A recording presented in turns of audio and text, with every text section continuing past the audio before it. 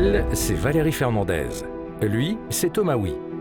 Ils sont tous les deux enseignants-chercheurs à Télécom Paris. Une partie de notre métier consiste à scruter le monde professionnel. Et une autre partie de notre métier nous amène à produire des articles scientifiques et donc à analyser la littérature académique. Donc d'un côté, on observe les pratiques des entreprises et de l'autre côté, on voit comment progressent les connaissances scientifiques sur un sujet. Grâce à cette double exposition au contact des professionnels et des chercheurs, Valérie et Thomas ont tiré une série d'observations. Notre première observation, c'est que les praticiens sont amenés à prendre des décisions dans un monde de plus en plus incertain, dans un contexte qui est devenu de plus en plus imprévisible.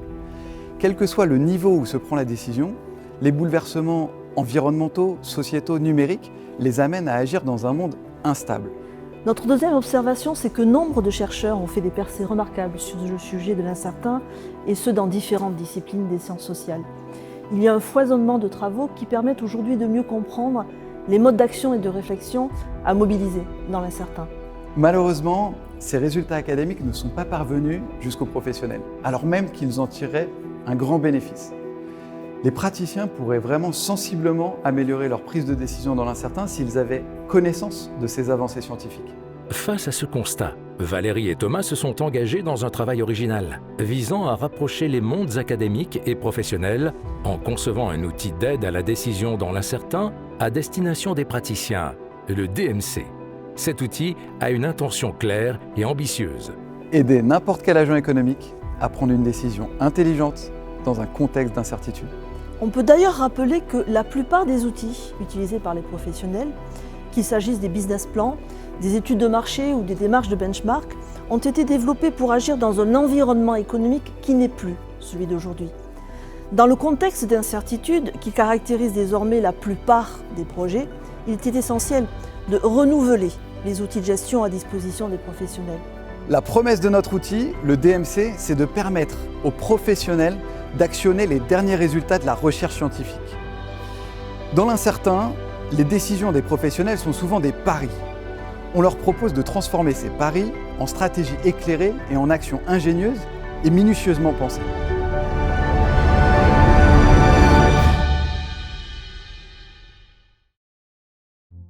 Pour être très concret, en utilisant le DMC, les professionnels vont pouvoir s'offrir 2 garanties. La première garantie, c'est qu'ils vont pouvoir profiter des dernières avancées scientifiques dans toutes les disciplines qui ont quelque chose à dire sur la prise de décision dans l'incertain. La prise de décision en environnement incertain soulève des questionnements multiples qui ont été traités par différentes disciplines, la psychologie, l'économie, le management, les mathématiques appliquées. Nous avons donc été chercher l'état de l'art de toutes ces sciences. On en a extrait la valeur pour concevoir et nourrir un outil à la disposition des professionnels. Notre intention, c'est d'amener les professionnels à la frontière de l'innovation. La deuxième garantie du DMC, c'est que les professionnels vont pouvoir débiaiser leur prise de décision. Effectivement, face à une situation d'incertitude, on observe que les agents économiques sont très souvent victimes de biais cognitifs. C'est Daniel Kahneman, prix Nobel d'économie en 2002, qui l'a analysé dans ses travaux. Avec le DMC, nous proposons un outil qui permet aux professionnels d'éviter de tomber dans ces pièges et donc de débiaiser la prise de décision. Pour vous aider à mieux comprendre, donnons quelques exemples de biais cognitifs. Pour commencer, on peut parler du biais de disponibilité. Le biais de disponibilité s'explique par le fait que notre cerveau va toujours privilégier les informations les plus immédiatement disponibles à notre mémoire. Donc d'une certaine façon, notre cerveau est feignant. Il va aller chercher les raccourcis, les associations d'idées ou encore les routines mentales déjà développées par l'expérience. Le fait que notre cerveau soit feignant, c'est pas très grave dans un monde stable. Parce que dans un monde stable, les idées d'hier valent toujours aujourd'hui. Mais dans l'incertain, c'est gênant, parce que l'environnement change en permanence. Du coup, si les agents économiques continuent d'utiliser les raccourcis du monde d'avant, ils prendront de mauvaises décisions. Pour combattre le biais de disponibilité, il faut que les agents économiques s'empêchent d'utiliser les modes de pensée, les routines mentales, les réflexes auxquels ils recouraient dans le monde d'hier. Il faut qu'ils réinitialisent leur cerveau en quelque sorte, pour éviter d'aller chercher les informations les plus immédiatement disponibles, celles qu'ils ont développées par l'expérience. Avec le DMC, les décisions prises se fondent sur des raisonnements nouveaux qui viennent déconstruire les réflexes et les modes opératoires mobilisés dans le monde d'avant. Un autre biais cognitif dont sont victimes les agents économiques dans l'incertain, c'est le biais de substitution. Dans un contexte d'incertitude, les questions auxquelles on fait face sont souvent complexes. Et l'être humain, il n'aime pas la complexité. Il va donc avoir tendance à substituer ces questions complexes par des questions simples pour lesquelles il a déjà la réponse. Donnons un exemple volontairement simpliste pour illustrer ce second type de biais cognitif. Imaginez un dirigeant d'entreprise qui envisagerait d'exporter son produit ou son service en Chine. La question de savoir si son projet pourrait fonctionner ou pas est une question complexe.